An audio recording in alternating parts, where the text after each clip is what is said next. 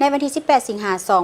2026 ที่ผ่านมา มหาวิทยาลัยวิทยาศาสตร์สุขภาพได้จัดกองประชุมการส่งเสริมความรู้ด้านสุขภาพจิตให้แก่บุคลากรการแพทย์ในสาธารณรัฐประชาธิปไตยประชาชนลาว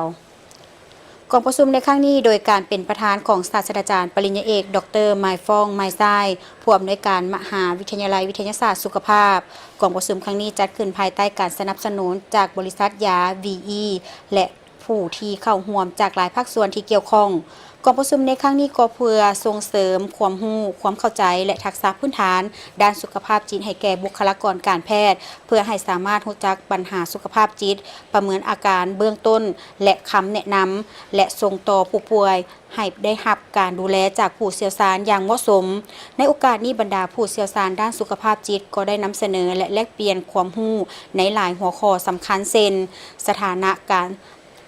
รณ์สุขภาพจิตในสาธารณรัฐประชาธิปไตยประชาชนลาวเวียกงานการบริการสุขภาพจิตและพัฒนาการของเวียกงานจากอดีตจนถึงปัจจุบันสุขภาพจิตในเด็กและวัยรุ่นกลุ่มพยาธิทางอารมณ์กลุ่มพยาธิที่วิตกกังวลรูปแบบอาการของพยาธิจิตปัญหาการใช้สารยาเสพติดและการบำบัดทางจิตด้วยการโอ้ลม